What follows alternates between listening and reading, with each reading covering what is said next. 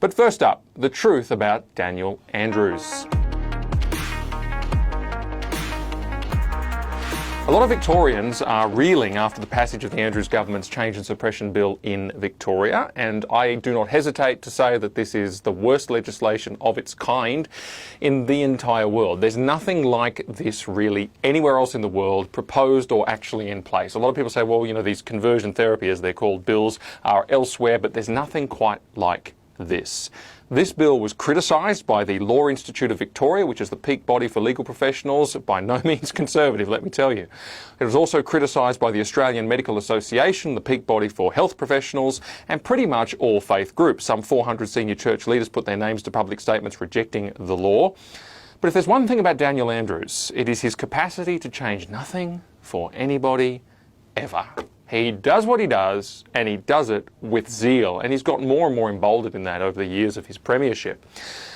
But when a man designs a law which is medically inappropriate according to the medical profession, legally inappropriate according to the legal profession, and singularly it seems targeted at imprisoning faith communities for such things as prayer, and it names prayer as one of the offences, or counselling their own children even to make them domestic abusers for doing that, or empowering bureaucrats in the Equal Opportunity Commission to police and control and re-educate faith communities, one's got to ask a question once and for all.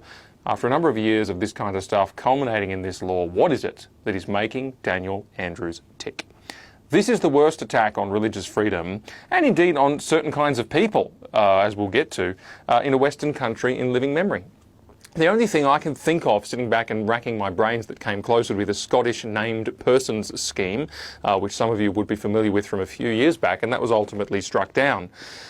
And Daniel Andrews, I think he's made a feeble attempt at saying that he's a good Catholic, but actions speak louder than words, and we're going to go through his actions. This is his record. He is Australia's longest-serving major political leader. He's been in the job since the 4th of December 2014, and in 6 years, or just a tiny bit over that, he has done an awful lot. I'm going to go through some policy lowlights, not highlights, lowlights if you like, in categories: LGBTIQ stuff, life issues, education, which is a big one for him, something on religious freedom, something on his public comments about Christianity, and just give you a picture of the man. On LGBTIQ issues, and I'm going to go from what would probably be broadly considered least controversial to most controversial. So let's start with the low-level stuff in the eyes of much of the nation.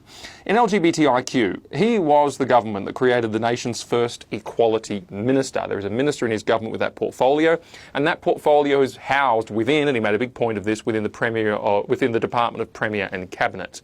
There's also a Gender and Sexuality Commissioner as part of that portfolio, and this person is a full-time advocate for LGBTIQ plus issues within the government, right across the scope of government, and has the ear of the Premier himself. That's how a lot of these laws have come through.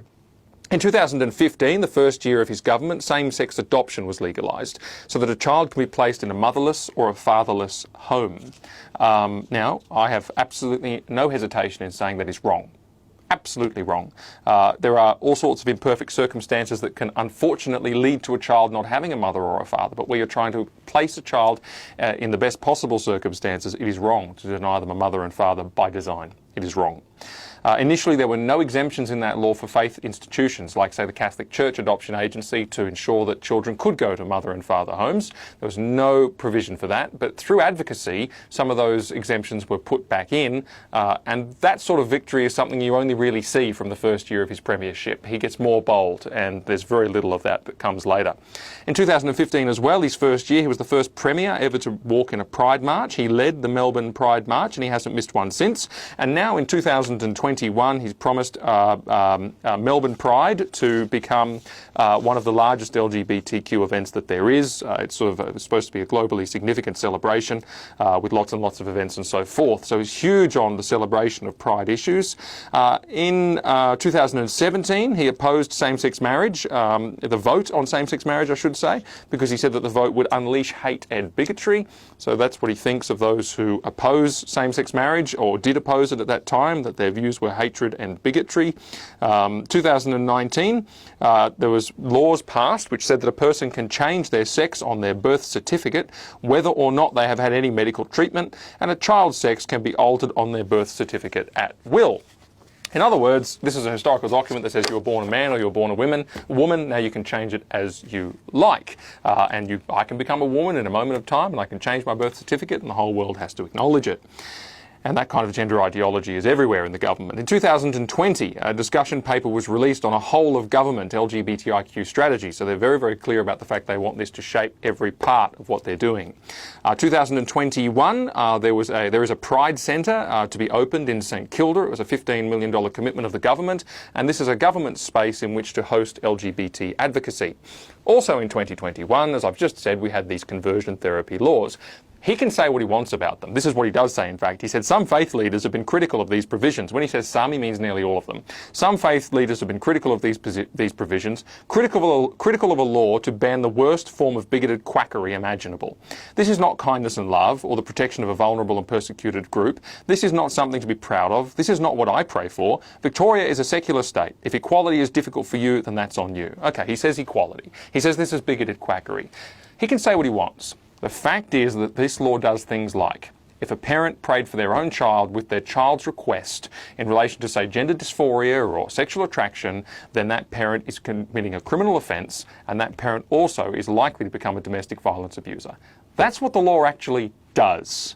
Okay, so he can say what he wants, or indeed a medical practitioner who doesn't give an affirming medical treatment is on thin ice, or a pastor who prays for someone with their request. It governs the content of prayers. And it doesn't matter whether the person requests it or not, banned, potentially criminal. Or indeed a whole class of Victorians who, if they were not, say, people of faith, they would call themselves members of the LGBTQ community. But they are people of faith. They want to be people of faith first. These kinds of people tend to get together and talk about this stuff. They tend to create their own support groups and things like that. Nope, all criminal. And indeed, if someone like me were to dare to refer someone to one of these groups or whatever, criminal. It just erases that category of person. And, you know, the media won't tell you and the government won't tell you, but there's quite a lot of them. Gender equality strategy is something that they have released more recently. They've got a government gender equality strategy, and it is a bit of a Marxist creed. I've just made some notes here on that. It is that it attacks the fact that women do more domestic work than men. And you see this a lot, by the way. There is a pretty serious undermining of the fact that Victorians might make their families the centre of their existence. You see that a lot in the government policy. There was a thing where the government is committed, for example, to make sure that all court appointments and all paid board appointments and all government ministerial appointments are at least 50% women. And look, if family life is flourishing and healthy and it's the centre of Victorian people's lives, you actually won't get as many women in the higher echelons of the workforce. That's the way it naturally works because women have babies. And if family life is to be championed, then you won't get that same level of obsession about 50-50 per se. But of course, there is an undermining of all of that stuff through the Andrews government. It bangs on about colonialism, this gender equality strategy, which is sort of Marxist terminology for a systemically oppressive society, which is the West. It bangs on about trans and gender diverse empowerment. It talks about, it attacks gendered clothing and all gender stereotypes, and it's very pro-abortion. The government has flown rainbow flags over government buildings on quite a number of occasions. I've got the list there, but I won't go through them. And here are some comments on Pride from Mr. Andrews himself. He said, "Pride is not a cold acceptance, it's a celebration." And we see that. Now it's got to the point where if you don't celebrate, if you just accept or tolerate, if you don't celebrate actively and affirm to, you know, the nth degree, then you're in a situation where you're potentially going to end up being charged with a criminal offence or at least subjected to some kind of investigation by a bureaucracy or even the police force. That's what the Change and Suppression Bill does. So that's what he's after. And he says, if you're a member of the LGBTI community and there's someone in your life that you love, a partner or a friend, then do me a favour. Next time you're on a tram in Melbourne, hold their hand. Do it with pride and defiance because you have that freedom. And here in the progressive capital, I think I can think of nothing more Victorian than that. Now, he will never say something like that to a person of faith. Never. To go out there and actually live out what you believe. No, this is not about equality. It's not about the same for everyone. It's not about tolerating everybody. This is about pride at the expense of everybody else. That's what he's about. That is the whole of government agenda. They have their own minister for it. All right, what about on life? And I think this is this is serious as well. In 2008, Daniel Andrews was actually the health minister in the state of Victoria, and that's when abortion to birth was legislated. And I mean that, abortion up to and including the point of birth. Victoria led the nation in this respect, and Andrews played a major role in getting the legislation passed. And he voted against all of the amendments that were put up against that legislation. And here are some of the amendments. Just hang on to your hats for a second. There was an amendment put up to require pain relief to be administered to a fetus that can feel the pain of being dismembered in an abortion. And fetuses beyond a certain gestation can, late term especially. In 2000, now he voted against that. And now, just to see what's going on, each year there's several hundred late term abortions in the state of Victoria. None of those children receive pain relief, even though they feel it. In 2015, for example, 310 late term terminations took place. That was a typical year. He also voted against an amendment that would have ensured that children who are born alive, as a result of abortion, which happens from time to time, must be rendered medical care. He voted against that.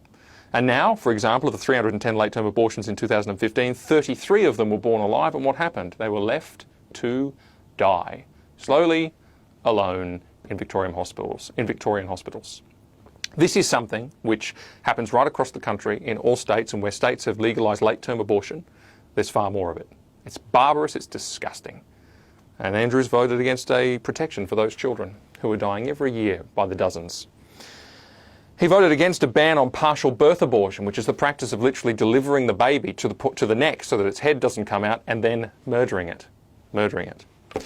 Mandatory reporting of he voted against an amendment to ensure that there would be mandatory reporting of suspected child abuse victims when they came into an abortion clinic.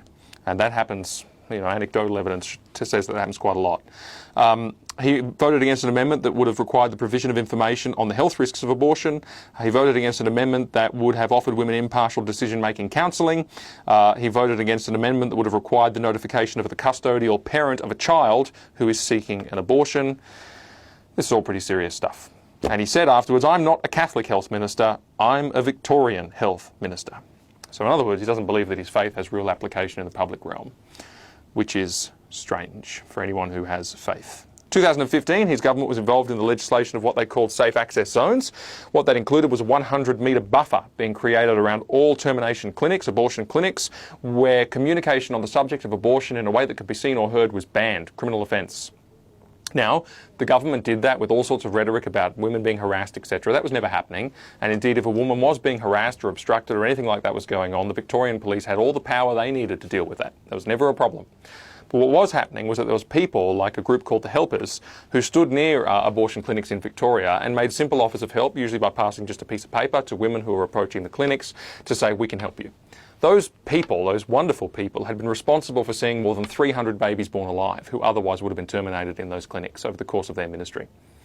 And now, one of the ladies who was a part of that ministry, Kathy Clubb, she is now a convicted criminal because she handed a piece of paper to a couple who were approaching a clinic.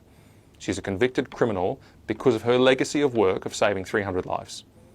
Now that is an outrage. And the Premier knew that. They received a submission from these helpers with photographs of all the children, many of the children that have been born, stories from their mothers, thank you letters and all sorts. They read them, and some of these kids sat in the gallery while this bill was being debated, and they passed the bill anyway. They knew exactly what they were doing. Unbelievable barbarism. It just makes me angry. 2017, Victoria became the first state in Australia, unless you count Northern Territory back in 1994 very briefly, but let's, no, 1997 was it? Anyway, whatever it was, unless you count the brief episode in the Northern Territory. In 2017, the first state to legalise euthanasia and to currently have euthanasia in Australia. Andrews gave the Health Minister, Jill Hennessy, a big hug when that passed. Now, if you want to know what's wrong with euthanasia, go and look up euthanasia on our YouTube channel and you'll see my videos on the subject. It's all there.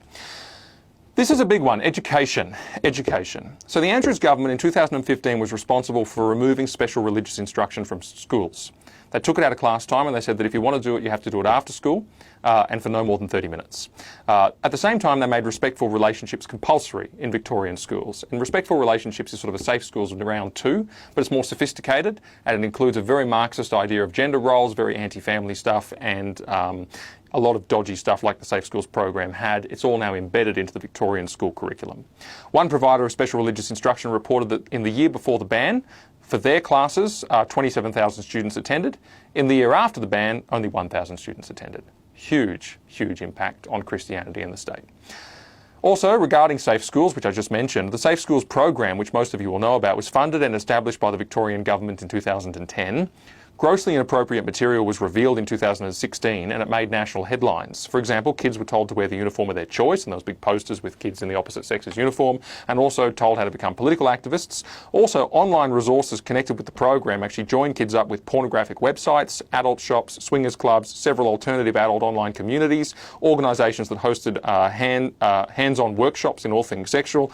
And I don't even want to say what a lot of this stuff is because it's absolutely off the deep end disgusting. And then they also, these resources instructed kids on things like hiding their browsing history, how to go about getting those websites accessible at their schools. There was advice on being trans, on chest binding and worse, and things to do with male genitals and all the rest of it to be a trans person. Explicit advice on alternative kinds of sexual activity to children and so on. So what happened was that the federal government announced that they were going to review the material. They were going to do a review. Daniel Andrews immediately jumped on and backed it. And he said this: well, the bad news is that the Liberals are still on the warpath about safe schools, a brilliantly effective program designed to stamp out bullying, not pile it on. But there is some good news. If the Turnbull government decides to cut the funding for this program, I'm proud to announce that the Victorian government will make up the shortfall. We'll lock that funding in at a state level because if it saves one life, it's worth it. Safe Schools is officially saved in Victoria. He goes on to say, I get my policy advice from experts, not bigots. So apparently the people pointing all this out were just bigots, and the parents who would be concerned about this were just bigots. And also he sits there and raves on about how that he's going to save the funding for this thing. I'm sitting there going, right, so they're exposed for being quite perverted, and what you're going to do is pay them for it. Well, that was his approach. In 2015, guidelines were issued to Victorian schools which banned children from singing traditional Christmas carols that, quote, glorified God. Students were not to sing any praise music that included praise of God, and principals were to ensure that carols which welcomed the birth of Christ were not sung, including Silent Night, O Come All Ye Faithful, Away in a Manger, and We Three Kings. And elsewhere in the advice there was the mention of Hark the Herald Angels Sing and Once in Royal David City. Now, Andrews came out and made this blisteringly strong statement, as he always does, that we have not banned Christmas, we have not banned Christmas carols, but he did not address the more particular point, which is, no, you haven't banned Christmas carols, but you have banned Christmas carols that amount to, quote, hymns that glorify God. And that was the actual report that was in the Age newspaper, which is a left-wing newspaper, and he did not address that. That was a government advice issued to schools. He's also responsible for the Doctors in Schools program, which means that I think 100 schools in the state of high schools in the state of Victoria are visited by GPs, and students can go and get health advice and health care from these GPs, and the GPs get to decide whether or not they tell the child's parent about what's going on. Now, you can imagine, so here you are putting a health professional in the child's way in an environment where the parent has no hope of finding out about it. And there's issues like abortion, there's issues like STIs, there's issues like gender dysphoria, which is humongous now, and kids are going down to the clinics, 1,500% increases in Victorian gender clinics, and kids going down with confusion. Parents may never find out about it. They may never find out about it. The GP just has to say, I think this kid's a mature minor. End of story. In 2019, school chaplaincy requirements were changed in the state of Victoria, so they no longer have to be Christians. They can be people with no faith or people with any faith. In 2016, there was a religious freedom effort. There was a change to religious freedom laws in Victoria. It was called the Inherent Requirements Bill, and what this did was it amended the Equal Opportunity Act to say that religious institutions cannot any longer hire staff that will support their ethos exclusively. And they're saying, oh, that's to improve, diversity and equality and all the rest of it. But of course, they were never going to change the rules around, say, political organisations. So, for example, Daniel Andrews' own political party, the Labor Party, they were never going to say, oh, well, we're going to make sure that the political parties can't hire people who share their ethos. They're never going to make sure that the LGBT Pride Centre can't hire people that share their ethos. They're never going to make sure that the LGBT Health Clinic can't hire people that share their ethos. Now, only the religious groups was targeted in that way. And that bill actually, amazingly, but this shows their attitude to religious freedom, and yet because it was 2016, I mentioned there were a couple of pushbacks then, it actually failed. And Daniel Andrews wasn't happy about it. This quote came out. He said, the Andrews government is bitterly disappointed by the Liberal National Coalition's decision to oppose a key equality bill, which would have improved the lives of thousands of Victorians. I mean, just anti-religious freedom. States don't have a whole lot of power over that stuff, but that is one example of where they did. I want to make this closing comment, this closing example before I finish up, and that is that the thing that really ticked me off lately was his attitude to Margaret Court. Now, you don't have to agree with Margaret Court. I happen to. I think she's been dreadfully misrepresented, and they always pick grumpy photos of her for the media and all the rest of it. But she's a lady who believes what most Christians in this country believe, that marriage is between a man and a woman, that there are boys and girls and they get married and have families, and that's a good thing, that kind of stuff. Oh, bigotry. But she was to receive Australia Day honours, and indeed she did. And Daniel Andrews was asked about it, and he said this: "I don't want to give this person's disgraceful, bigoted views any oxygen." Notice he can't even mention her by name. Twice he called her this person, once on his Twitter, once in the press conference. He said, "But when others insist on rewarding them with this country's highest honour, I think it's worth saying again, Grand Slam wins don't give you some right to spew hatred and create division. Nothing does." Well, and here he is, treating her with such disdain. It's effectively bullying a 70-year-old woman to his hundreds of thousands of Twitter supporters. So way to go, what a guy. And here he is just expressing his complete disdain and saying that she's the bigot. This kind of view is the evil thing, and that's what his whole government has tried to say for years now. And yet this is a man who passes a law which criminalises parents who pray for their children. He can say that law's for whatever he wants to say, but it doesn't change the fact it criminalises parents who pray for their own children. It's the man who votes against an amendment to require medical care to be given to babies who are born alive.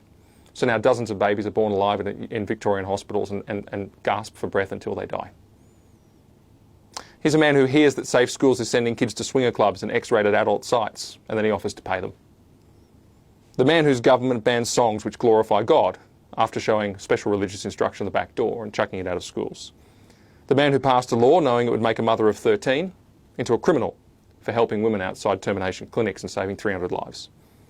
The man who changed adoption so that children can be placed with motherless and fatherless homes. The man who would see religious groups stripped of their right to be religious, but maintain his own political group's right to be political. The man whose government gives masses of funding to advocacy groups and clinics, which have seen well over 1,000% increases in children presenting for gender dysphoria in the last few years. Someone tell them the problem didn't exist until they started putting the idea into kids' heads. And these are irreversible therapies and treatments. You know, kids that can't choose their own bedtime, for heaven's sake, are going and getting gender dysphoria treatment and being affirmed in the opposite sex because what they say is best. Nobody in this country is responsible for a more radical and aggressive social engineering agenda than Daniel Andrews. And I want to say to Victorians, please wake up. Please, I know a lot of you have, but some of you haven't.